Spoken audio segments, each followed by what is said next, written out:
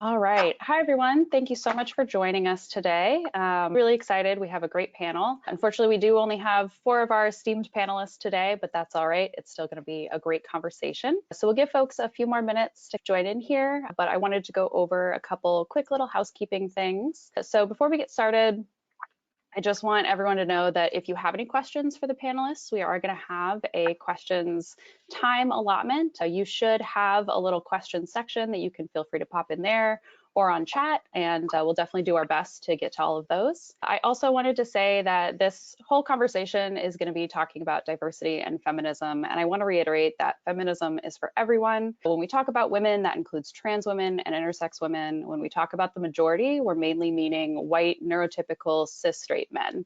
So men who are assigned the male sex at birth and who identify as male. Anyone not included in that frame, so queer, disabled, non-binary, people of color, etc., are always included when we're talking about diversity and inclusion. I did also want to mention that we do all see the world through our own lens of experience, and I want to remind you that no one is infallible, and while we're doing a lot of this work of unlearning racism and sexism, we do need to be kind to ourselves and others. So with that being said, I will go ahead and introduce our wonderful panelists. So our first panelist is a senior software engineer focusing on MLOps and infrastructure at MailChimp. She creates educational content about breaking into data science and engineering based on her extensive experiences working as an analyst, data scientist, and ML engineers for companies like MailChimp, Sunrun, and Autodesk. When not focusing on developing machine learning platforms to automate model training and deployment, she's also designing clothes, birding, and bodybuilding.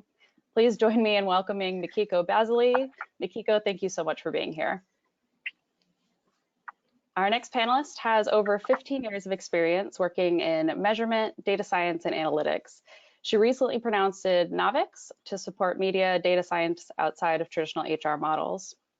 Before that, she worked for companies like Bayer and Razorfish and taught applied analytics at Columbia University. Please join me in welcoming Navneet Gill. Navneet, so excited to have you here today. Our next panelist is currently the head of data and analytics engineering, architecture, and governance for global operations at Meta Reality Labs. Along with Meta, she has worked at Apple, Kohl's, and is the founder of Girls Plus Data, which empowers middle school girls to explore careers in data science and analytics and teaches them about how data is used to power our digital world. Please give a warm welcome to Kira Wetzel. Kira, thanks so much for being here today. And our final panelist has over a decade of experience in using data science to solve business problems. She's led data science, machine learning, and AI projects at Microsoft, Adobe, Airbnb, and T-Mobile, and currently works as the Chief Product Officer at Saturn Cloud. She earned her PhD in industrial engineering from Arizona State University and is the co-author of Build a Career in Data Science and the author of Leading Data Science Teams. Please give a warm welcome to Dr. Jacqueline Nolis. Jacqueline, thank you so much for being here today. All right, so let's dive right in. So the first thing that I want to ask, tech is an area that is pretty accessible. It's generally easy to learn and it offers a number of opportunities. So why do you think we're still seeing this straight, white, cis male dominated industry? Kira, specifically, you founded Girls Plus Data to help offer tools to young girls interested in careers in the STEM field. What have you learned since beginning that process? Yeah, thanks. So I think the first 2 things that are important for me to mention are not about tech skills. It's actually about nurturing their confidence and then helping them unearth their interests. I see this play out in my day-to-day as well with the women that I work with, that report to me, that I partner with. They're not confident in their abilities that they have now, and they're not confident in their ability to learn something new. So at Girls with Data, we don't synonymize coding and data, although there is an opportunity to do both. Really just talk about learning new things and helping them understand like their role in the digital world, which I think is even more important. Excuse me. And I think them being huge contributors to like the data that exists and how we're shaping the world using that data is actually a more important lesson than learning the actual technical skills. So I think we can tie this to data bias, regardless of whether there's a human at the end of that in a desk and at a computer. Are they able to use a data set that is fully representative of the population? Absolutely. Anyone else want to weigh in either about kind of skills that we want to encourage people to have moving forward, or your experience in this industry that doesn't tend to reflect you in leadership? think I don't think that the tech business is all that different from non-tech business in the sense of male to female ratio or the seniority of those levels. Been on the digital side a fair amount. I've also been on the non-digital side a fair amount. And most of my bosses have been male. Most of my bosses have also not been as technical as me. So the degrees and the number of languages and coding is not a very good indicator of their seniority. Now, the question is that how secure they are in their roles that they let us move up. I think that's the point, right? You want to be surrounded by either people who are technical, who are hiring you, or you are being surrounded by either they are technical, or B, if they are not, are they able to let you shine in what you do? And that culture of being there is very important to our success. I think the places that I've succeeded have been places where I've had the support to succeed. Because we're all technically we are all pretty good at what we do. Now the question is whether we are allowed to make those presentations, whether we're allowed or invited in those meetings, whether our opinions matter as much as theirs is. So the culture of being there is something that's crucial to our success, at least in the beginning. And once you've had a good career of proving yourself, then you're looked upon a little bit differently. But the first 5-10 years of being there can be a little bit of a challenge, especially coming from, say, you're an immigrant, say you're divorced, say you've not grown up in this country, and a lot of things we don't understand. So it takes a while to understand why things are happening to you, because in the first 5 years of your career, you may not even know that it's happening to you. Yeah. I was just gonna say, I think it also depends too on what stage of a person's career we're talking about. So for example, something that I've started running into the last 1 or 2 years is a lot of the feedback that I've been given, for example, is, Mickey, you're a great people person.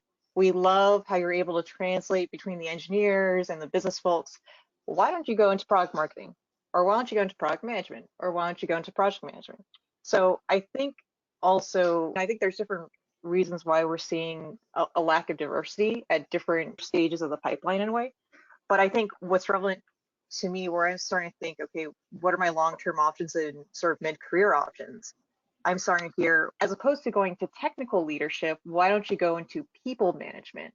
So I think for some people, and for some women and non-binary individuals, we're given the feedback that we should be taking on the burden of good communication, of being, I don't want to say acceptable, all the burden of communication, all the burden of being the glue is put on women, because it's oh, you're good at it, so why not utilize your strengths?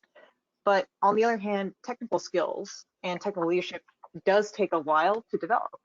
And so I think very early on, a lot of female leaders or women who would become leaders are given the feedback, oh, why don't you go into this softer area, as opposed to continuing to grow into technical leadership? And it's something I've been thinking about more recently because of that.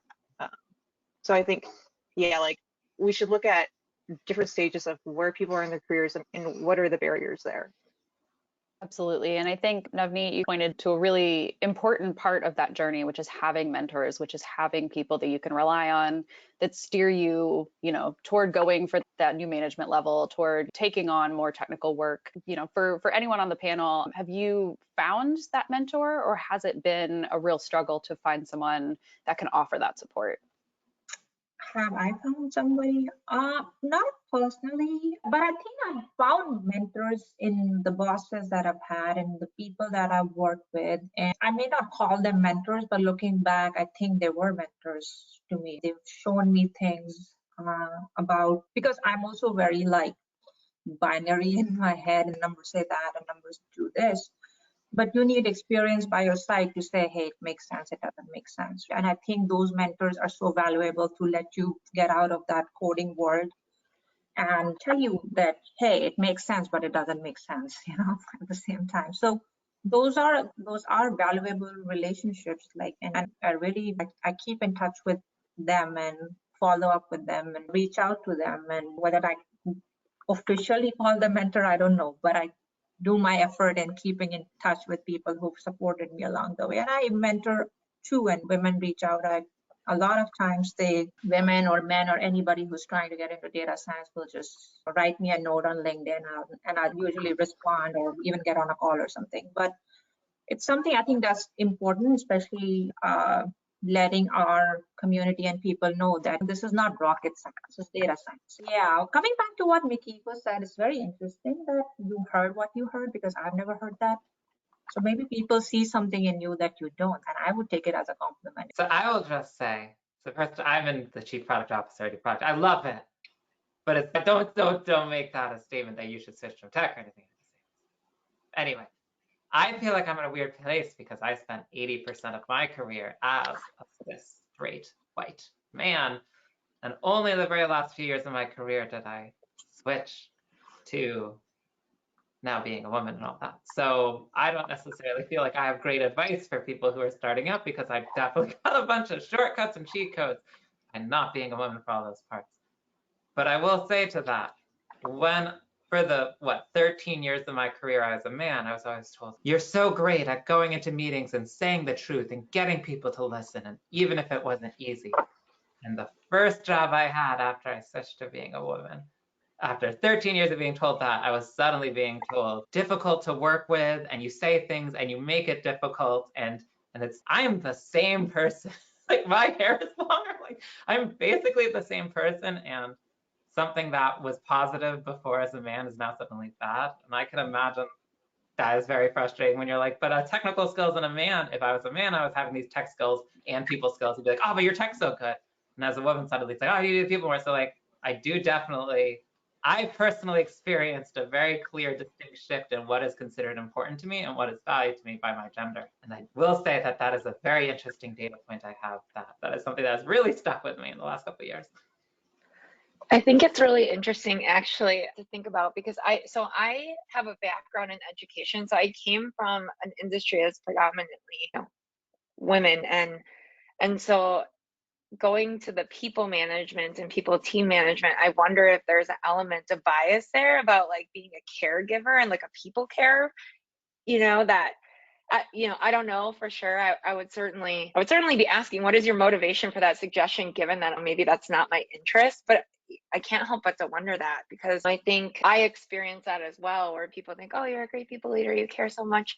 And I do, but they completely ignore the technical skill that I have. Or like you mentioned, I get feedback on how I'm too direct, too much ownership to this. I'm just thinking, okay, these are two very different sides of the spectrum, and you almost don't know which one to swing to. I think that's a great point too. We are generally asked to make that choice. You have to either really be strong on your technical and really say, okay, no, this is where I'm going to go, or maybe I am going to go more into people ops, and maybe I am going to potentially pigeonhole myself, but in order to get to this next level. And I think when we talk about diversity, we often kind of think of it as, okay, we want women in these roles, and we want people of color to be more prevalent in traditionally white areas, which is of course everywhere. But it is a soft skill, and it is something that we don't always think about. And since we all have this inherent sexism and have this inherent bias toward ourselves, it is really difficult to kind of first identify that maybe there is some microaggression or something that is holding us back, and then learning how to do that step. It's a lot of work, and it puts a lot of onus on, the people who are not in that majority. So I think it's, really interesting hearing all of your different backgrounds. And I would love to hear, you all have different experiences, different work experiences. So what does true diversity mean to you in the workspace and in this kind of tech industry as a whole? Such a loaded question. Yeah, definitely a big one. So feel free to break it down. I think diversity is diversity when it starts at the top. There are plenty of people who are diverse at the bottom of any company that I've been a part of. There are a lot of H-1Bs, Indians and Chinese and Europeans that are kind of at the bottom level of analysts and data scientists and mid-level. It's really white at the top. And I think when you start to see the brownness of things at the top, that's a diverse company. To me, that is a diverse company. Everybody can hire cheap H-1Bs and pay them whatever they want and be stuck with them for 3 years because they're supposed to be stuck with them for 3 years, 6 years, whatever.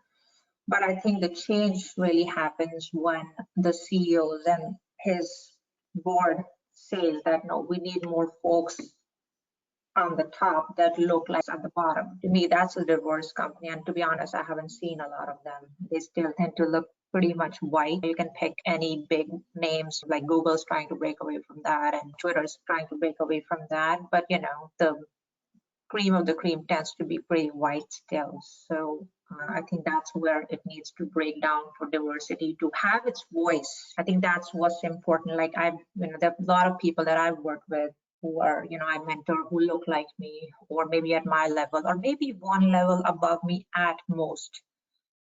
2 levels above me, they're all white at every company that I've been. So I think, and because they don't look like me, I don't feel like I have the freedom of expression, the freedom to say no. Okay, this model is saying this, and that's these are the results.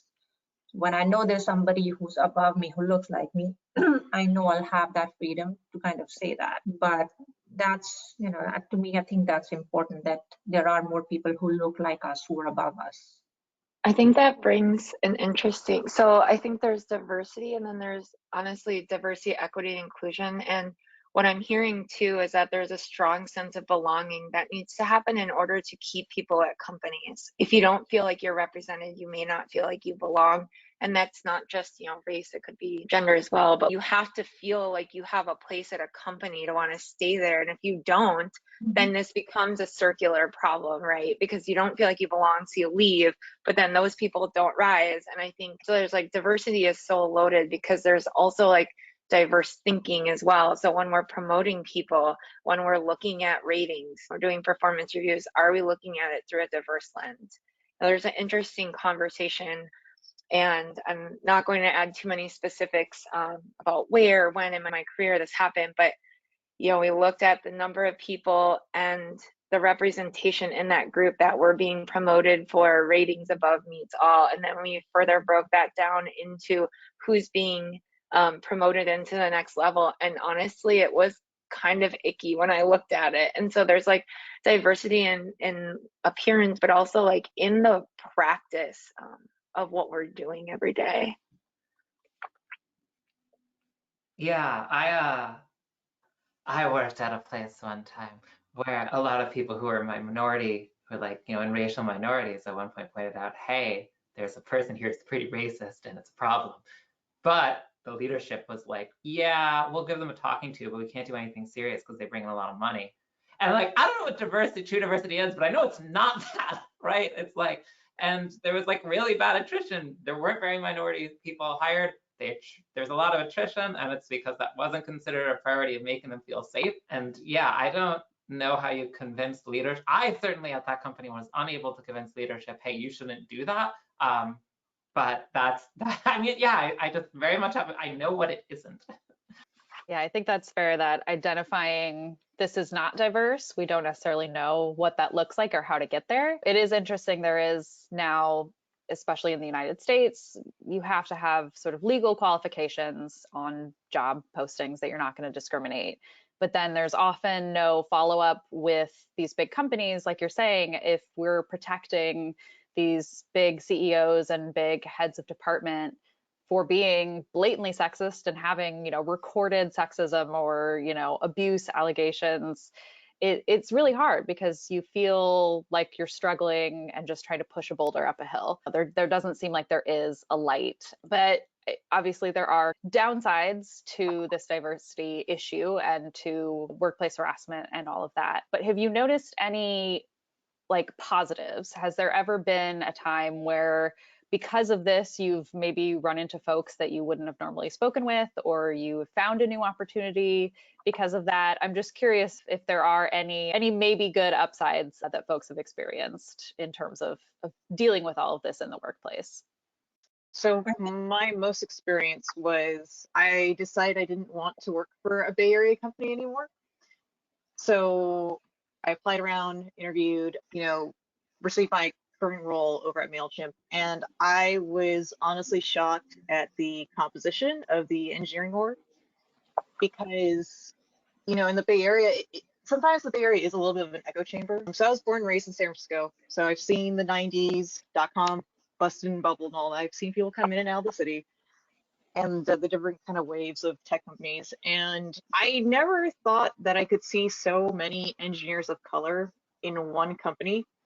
And when I made the move to MailChimp, most of my colleagues are based out of the main Atlanta office. I was pleasantly shocked and surprised and very happy to see not only the number of engineers of color, but the number of women engineers, the number of trans engineers, the number of women of color. It was fantastic, but I also had to work for a company that wasn't in the Bay Area to receive that.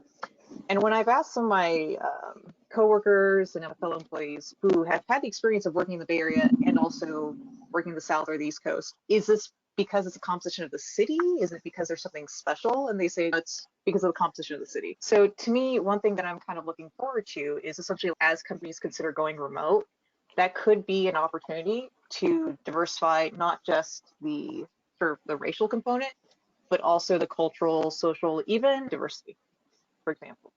I think there's wonderful opportunities for people who maybe could not cut the 2.5, 3 hour to explore sort of new opportunities, especially within tech and engineering. Because I think something that is a little bit overplayed is, I don't want to say this, but like how technical you need to be to succeed as an engineer or as a UX designer, what have you, is that if you think of engineering as a more holistic activity, other than you're just busting out data structures and algorithms with Java or C++, when you think about it more as a holistic problem-solving activity, as an exercise for which you can collaborate and connect with others of different perspectives, I think that leaves a lot of opportunities for people to be included that maybe previously were not. I think to me, like that was a very valuable exercise. Was sometimes it's just get out of the Bay Area, Silicon Valley mindset. Just go work for a company in a completely different industry. I said to myself, I didn't want to work for a FANG company in the Bay Area. So I looked for alternative opportunities outside of that. And yeah, it's been a great experience so far. Like I've really enjoyed it. I thought for me, it was a great decision. So first off, I totally agree with that. And I've been very happy. My favorite jobs have been like the least, tech focused companies. Like everyone needs tech. You don't have to be at Google. I will just say, what are the positives of all this is that I will just say, any data point, women have a way better social network than men in terms of after transitioning. There's way more talking to women, keeping up with people. Oh, you think about applying to that job? Well, I used to work there and let me tell you about it. And that is just a thing you get to it. I have personally gotten to I don't want to generalize, but I have personally gotten that to a much higher degree than back when I was a man and like no one would talk to you about anything. That is a nice positive perk that whatever the majority of people get. I don't remember what the term is, but that's a nice perk you get. Absolutely. I have a group of friends and mostly people who identify as women, and we'll interview with other companies and then we'll share. We'll be like, don't go there. It was horrific. Or this is what they said, and of course, like it's an isolated incident and you never know if it's one person or representative. But yes, we definitely share those things as a way to support each other. Yeah, and then you can if you're at a good company, you bring more people in and you get like, That's right. That's just like that is a positive that comes from all this. Yes, very friendly yes, that's right. I think for me, I think the BLM movement really was the tipping point for us, at least for me personally, that that these conversations need to happen when we're talking about the Asian attacks and BLM. I think those were really the points where leaders started to take notice that this can't go on, and we started talking so much more openly about this. Like I don't know how many forums like this would have happened 2 or 3 years back. So the fact that now we have a DNI leader and a Comet inclusion committee, like the neighborhood that I live in is fairly white, and the school decided to have a DNI committee, which also I'm a part of, because there's a lot of Asians and there was a lot of Asian attacks that time, right? So it's just, I think the fact that this is getting so much discussion on the top is so good. I actually was, reached out to one of my former employers that I didn't have a very good relationship towards the end, and I left. And I just wrote to him on LinkedIn, and he had written a long post about this is not okay. And so I said, well, I'd like to share a few thoughts. And he's like the CEO of the company. And he said, I emailed him, and he found 30 minutes to speak to me one-on-one about things that were happening, and he had no idea about things that were happening, how all the immediate white guys that reported to him had said or not said or done or not done right underneath his nose. And he had no idea. And he thanked me for sharing that. And he apologized to me for things that happened to me. And I'm sure similar things happen to others in the company. And so I think we need to have leaders who have that empathy and who give you the freedom to empathize and say, I got you. And as women, we need to speak up, even if it's uncomfortable, even if it means we might lose our job. Well, we'll get another job, but it's important that we speak up so it doesn't happen to anybody else. And I think that's happening now. It wasn't happening 2 years ago. So that's, to me, I think that's the icing on the cake, that women feel more comfortable talking about, hey, this is not okay, and I'm going to talk about it, and not be penalized. So to me, that's the biggest aha of this movement. Yeah, absolutely. I mean, that sense of community, unfortunately does come from bad experiences and from a long history that is very unfair and unequal. But I think there is that glimmer of hope that we're starting to recognize these things are no longer going to be tolerated, and how do we uplift each other in order to start to affect change. And I'm curious, so we've discussed moving between different companies, as anyone tends to do through their work journey. Do you have any specific things that you look for if you're looking at a new company or at a new job? Any questions that you would ask to ensure diversity, to measure if a space is going to be safe and welcoming? Just curious for maybe folks who are starting their careers or who are thinking about shifting to a new company or a new position. I think for me now, so I have changed a lot. I moved to California, to the Bay Area about 4 years ago from Wisconsin. So I came from a very different environment than I currently live in now. And certainly it can be scary to speak up, but I've realized that through the lines of questions that I ask when I'm interviewing or starting to reach out to people, if they're uncomfortable answering the questions that I'm giving them, that's a sign in itself. So I'll ask, what is the current makeup of the team? What is their perspective on that? Right? As a leader, they may say, I realized through rapid hiring that I wasn't as intentional, and now I need to be intentional, right? And so there's a reflection point. I'll ask how the company approaches DE&I. I'll ask if they've experienced bias or they've witnessed bias. How have they handled that in the moment after it played out? Those are the kinds of questions I'm asking when I'm trying to understand if it's going to be a good, welcoming environment for me, because I think we all have bias and things happen. And I know that there are very intentional acts of discrimination, but then there's also the microaggressions that I'm not sure that people even fully understand they're lodging against. And so the ability to reflect and then change when you identify you have that bias, I think, is the most important part, because then there's ignorance and there's ignorance by choice. I'll just Sorry, say, Kathleen. when I interview, I just at this point make sure I get at least one interview. Like, I'm interviewing at a company, I'll make sure I get at least one interview with a reasonably tenured woman there. And it just kind of, Yes. right, there's like the handshake kind of like, so how does it feel like being a minority here kind of? And I feel like so far it's been pretty good on either like a resounding, oh, actually this place is great, or well, it's really something we're trying to focus more on. And then it's like, oh, okay, then that's not, like, unless it's a resounding yes, it's a no. I think that's a really good point, Jacqueline, looking at your interview panel too, right? If you go somewhere and your interview panel is all like cisgendered white dudes, like, that's a problem. They could not scoop up one woman from their busy day to bring them to your panel. And there is a woman that interviewed for a very high executive role at my current company, and there's a program there. It's like a recruiting program. Anyway, she chose me to meet with for half an hour, and it was a very high role as president. And so I was a little bit surprised that she chose me because, you know, anyways, but we had a really open conversation. And when she joined our meeting, she said, I need you to be straight with me because I don't need this job. And I was like, all right, I can be straight with you. And it was really inspiring and motivating. She's like, look, like the reality is I don't need this. I have a career. What I'm really looking for is X, Y, and Z. And she knew what she needed and wanted. And I respected that. And so anyways, it was very inspiring for her to say that. And we did have the handshake that you talk about, right? I said, who's on your interview panel? And she shared with me, and I said, I think that's pretty representative of my experience here. It was like that person wished her well. She, for whatever reason, she didn't join. But yeah, I think that was really my motivation for now. I ask those tough questions.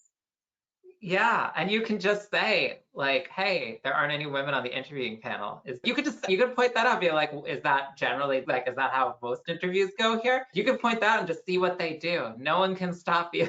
That's right.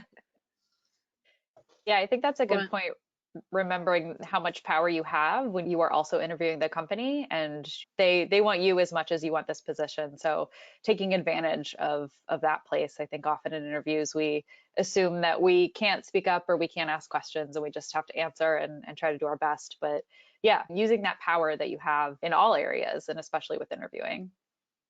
I was gonna say one of the most empowering moments of my career ever was when I was interviewing for a bunch of companies, and I said no to one because one of the interviewers rudely interrupted me multiple times while I was trying to explain or give a response to a system design question. I'm like, no, even though the money in the package was good. And that was, I think everyone needs to experience that once in their life, where at least like that first time where you say no to an offer with, you know, I could take this, but no. It's wonderful. The other two things that I look for, to be honest, are one, a very clear promotion ladder or growth ladder within the company. I feel like if they don't have, there's a good chance that when it comes up time for promotion, the criteria is very murky and any excuse could be used to essentially not promote you. So I like when those things are very clear and transparent. I also if they have salary bands and they have some awareness or analysis of the breakdown by like gender or race or what have you, because it says that they're at least thinking about it. If they're not even tracking it, then they're not in a position to resolve any problems that come up anyway. oh, I was going to say, I would love to know if you have a couple of suggestions. How do you go about making sure that there's a clear progression for promotion ladders? Yeah, absolutely. So I think there's two tiers. First one is, do they even have one? Because I think depending on what company you're at, because some companies they have the they have the technical leadership track and then they have the more strategy track. And something, so I think if they even have one, that's already a good first step. And then the second tier of questioning is how fleshed out that ladder is. So for example, is it based off of projects delivered? How are they measuring value? Do they have some kind of a point system? Things like that. So I feel like I'm okay if they say, yes, we have one, here's the high level summary. We're not necessarily going to give you like the actual presentation deck itself because that's a little bit of an internal sort of information. I'm usually okay with that. But if they're like, it's, if you deliver a lot of value to the company or to the org or something, then I'm like, okay, that sounds really squishy. Because you would assume already that someone is delivering value, or else why would they be promoted? But there's that. And then also too, something that I had started doing was I had started looking at on LinkedIn, I had started looking at engineers within the area that I would interview for. And I started creating Google Sheets of like how long it took them to get through different sort of stages and whether or not they had experiences listed. So I'm a little bit obsessive about that. And also whether they came from a non-traditional background. Because I think for me, I did a boot camp. So I actually don't have a CS or I don't have a bachelor's in computer science. So for me, it's less about how fast they get through the traditional track, but it's for non-traditional candidates, how long did it take to grow in that? I will add a couple things to that. I think that all makes sense. I would also say the size of the company really matters. Like Saturn Cloud, we're a small startup. We just don't have the ladder. If we had a giant ladder, with like that would actually be a red flag. So this size of the company matters. Also where you are in your career. Like earlier in the career, it matters more to have very specific, measurable, and then at some point it'll kind of become somewhere nebulous. I would also say, this is just a trick. I've actually used this before, and I've heard of other people doing this. Like when you interview for a job, you can say, okay, here's like, they'll offer you, here's your starting salary. You can be like, okay, and my expectation is over the next couple of years, this is like how I expect it to grow, and I expect within a couple of years, if you're hiring me at senior, that's great, but I expect my goal is to be a principal, and that my expectation of taking that role is that is on the way. Like you can have that conversation up front, and I feel like I only learned that at some point in my career, and I feel like that's a real cool hack. So I just kind of, I mentioned that here too. And I think just like an add on, something I learned in the Bay Area too is not all companies do comp the same way. So I think traditionally we think of comp as coming out of a centralized manager budget. And certainly there are many companies that determine compensation that way. But there are also companies that determine compensation formulaic from a central comp team, and it has no manager budget, has no bearing on it. And so I think that's really important to highlight for people who are in salary negotiations, because I think that when a company allows a manager to determine compensation and raises, that introduces a lot of bias. And so while there may be a discrepancy up front if you don't negotiate hard enough, with formulaic compensation anchored in market reference data, that should even out. I think the big thing that was the game changer for me was being very, very clear and definitive about what I wanted to get for sure. Because I feel like early on in my career, I was almost like afraid to say, yeah, I'm really growth hungry. I know I want to hit this in 2 years. I want to hit this in 2 years after that. And I was kind of nervous about being seen as, just really serious about my career. And I have no idea why, but I think when I got more crisp and also more assertive and basically said, here is, it's okay if your sort of standards are out of it, but this is kind of where I sort of will draw the line in the sand for myself. I think conversations actually became a lot more productive with recruit. And I think a lot of the recruiters really liked it too. I would add to that, I think everyone who is, I think that makes sense. And I will say, I realized that the more senior I was, the easier it was to do because I also had more leverage, right? Like I have all this experience, like, and like, I remember just thinking of the first time I interviewed at a company, like, oh, please give me an offer. I'll take anything. And so I think it naturally gets easier. So if a person who's more junior is watching this and you're like, oh my God, how do I do it? Like you are in the hardest place of your career to pull that off right now. It's just going to get easier. How do you do it? Practice on a job you don't really want that badly. That's how I think you do it. Honestly, you never want I feel like very strongly that people should always interview because you never want your dream job interview to be your like warm-up interview after coming out of something for 2 years. So I know that's not necessarily the purpose of this panel, but how do you practice? To Jacqueline's point is practice on something you don't have that much risk in.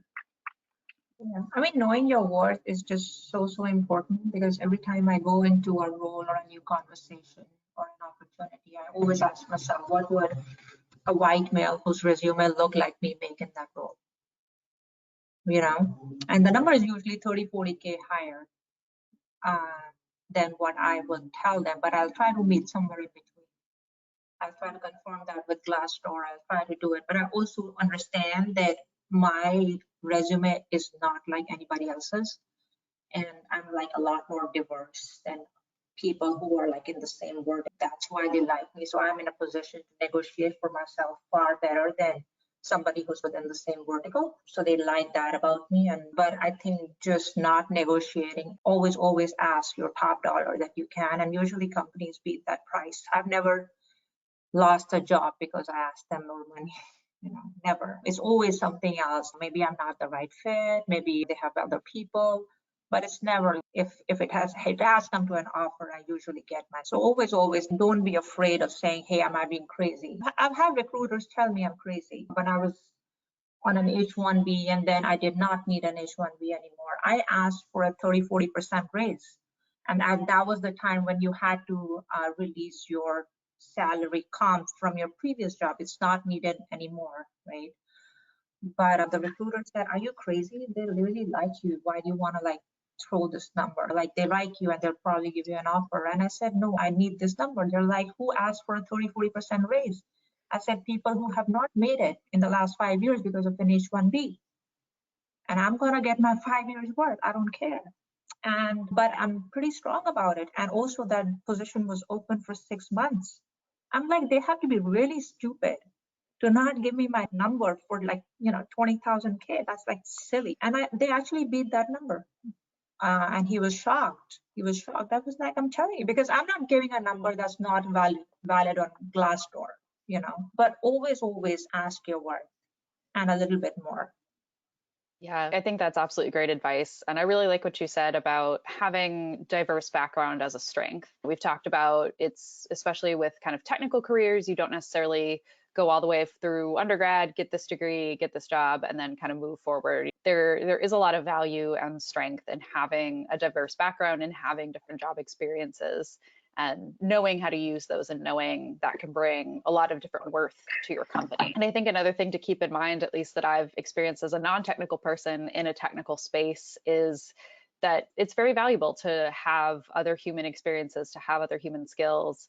And it's okay to admit that you need to learn things, especially as we talk about like feminism and diversity. We are kind of educating our companies, we are educating the people around us, highlighting microaggressions when they happen, helping people to understand that we all have these inherent biases and we all are trying to unlearn and fight against those. But recognizing that first and foremost, you have a lot of value in every single experience that you've had, personal and professional. So I think all of this is fantastic advice. I think a lot of people will find it super useful. So we've got a couple more minutes here. Definitely, if any audience members have questions, feel free to pop those. You have a little questions toolbar. Happy to get to those for any of our panelists or for all of them. But I do want to bring it back to a little bit more of a technical kind of final question. I'm curious if any of you have predictions for what the machine learning and data science space is going to look like in the next 1, 5, 10 years. Do you have any projects that you're excited about, things that are coming up that are intriguing to you? I know, of course, there's some company secrets you can't share if your company is working on something, but would love to hear technical projects that are exciting to any of you. Okay, I will shamelessly self-promote. I'm the chief product officer of a company, Saturn Cloud, that makes a data science platform for data scientists to work as a team together in the cloud, and it's a very nice thing. My prediction is going to take over half the market in the next 5 years. I don't know if that's actually true. That's more of a more general prediction. I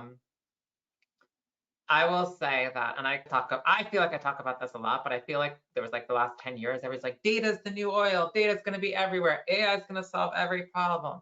And I feel like we're starting the culling phase where we're like, hey, we had a lot of projects that we thought AI was just going to solve that. And it turns out you can't just solve it with AI. You can't just wave the AI wand and now it's done. And so now we're in the, okay, let's get a little bit smarter about where we're going to use this stuff phase, which I love. I'd much rather poke this effort on stuff where it makes sense than try and put it everywhere. But I think that's going to continue for the next few years. I agree. I also think that there's like the refinement just in general. Maybe this goes back to like data bias, but I think people are going to start to learn what some of that, side effects of the technology and the data boom that we were in for a while are, and then start to look at how do we address those.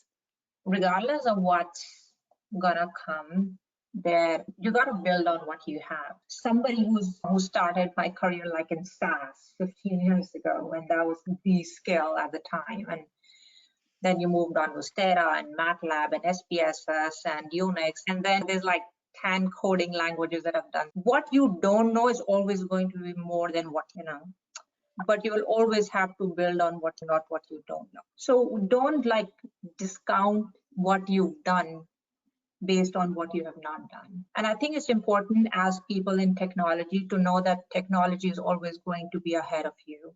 And it's up to you to decide where do you want to take that domain and what piece of that technology do you want to adopt in that domain. And I usually don't do the other way around. So if I work in an industry of digital, I work in ad tech, I work in CPG, I work in finance, retail, right? Within that, if there is a new technology, a new model, a new ML, new algo, whatever that applies to the kind of work I do, I will make an effort to adopt it and learn it. But if there is something that Mikiko is doing that is so far out of my domain, I'll be like, Mikiko, can go for it. Like, I'm not gonna chase that thing. And it's like it's totally okay to not know what you don't know, and just being okay with what you don't know sometimes, you know. And that's important, because this last year I was talking to somebody who was like, we were going great, and he was like, how good are you at SQL? And I've been doing SQL on and off 15, 20 years. But I know good SQL guys and bad SQL guys. And he said, where are you? I'm like, a 5, you know.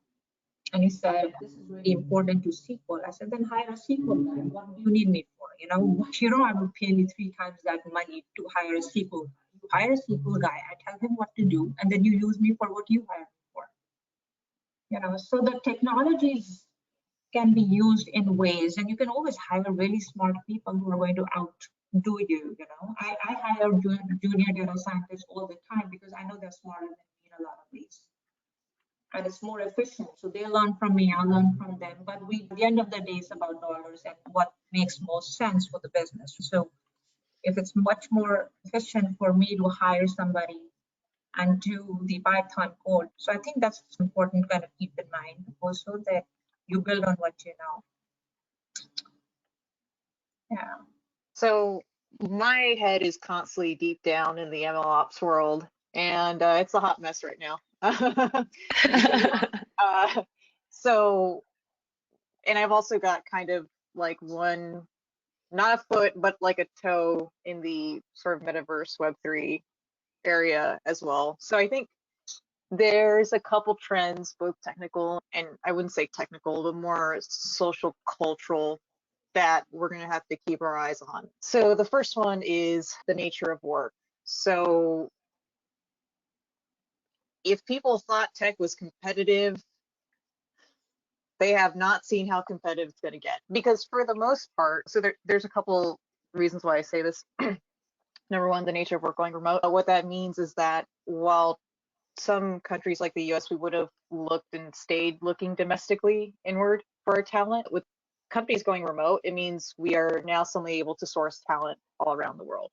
But more importantly, that also means that other sort of centers of excellence or other regions, like in countries throughout the world, they're also building massive markets. So for example, there is a huge data science, machine learning, AI sort of transformation going on in various countries in Africa. So Rwanda is one, South Africa is another center of excellence as a tech hub. So we're going to see a lot of those markets start increasing, especially because I think for the most part,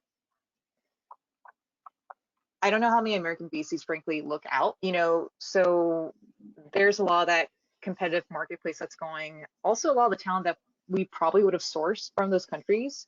So for example, India's got an amazing startup scene going on. They have an amazing tech scene. A lot of the H1Bs that, or a lot of the people that we normally would have pulled in for as H1Bs in the US, they're making the decision that they don't want to deal with the immigration system here. So a lot of them are opting to take offers for American companies that have offices in India, or they're just staying there. They want to invest in the local ecosystem. So I think we're going to see that trend where not only is it going to get more competitive, especially in the US for data science and AI and machine learning, but we're going to also see some markets also start competing with us as well. So I think that's one major trend. The second trend is metaverse Web3. Very loaded term. To be honest, when I first started looking at it, I was a little bit turned off by some of the crypto geeks and some of the NFTers and all that. But I think what it is hinting at is that there is going to be more seamless blending of both the digital and kind of the physical environments. And we're going to see this, frankly, in areas like deepfakes, in digital avatars. There's a lot of innovation going on, for example, in transformers, autoencoders, in areas like conversational AI, in generative AI as well as reinforcement learning. So there's a lot of these interesting experiences where, so for example, some of the best selling influencers, or the influencers that make so much money on Instagram or TikTok, are actually fake. They're not real people. They're digital avatars that were created by companies like Tommy Hilfiger or Adidas or Nike. They wear digital clothes, they look real, but they're not. And so I think there's going to be this interesting question of, as to when we see something online, is it truly a representation of a person, or is it some sort of marketing digital product? So I think there's going to be some interesting stuff going on there, where it's when you interact with someone or you interact with an application, can you even tell that it's fake? I would argue that with a lot of the offerings that are coming out for conversational AI, for video and image generation, I feel like we're going to get to the point where we're going to have to start thinking about these questions, especially when it comes to, for example, authenticity, misinformation. The sad part is people trust information they get from the people in their network more than they have trust in the media right now. I think trust in the media is like an all-time low and has been for the last, I think, 3 or 4 years. So when we start seeing superpowered kind of avatars and more in the metaverse Web3 space, what is that going to do to the conversation? Especially if we thought bias was bad. If we thought bias was bad, it's going to get a lot worse. So I think those are some trends we need to look out for.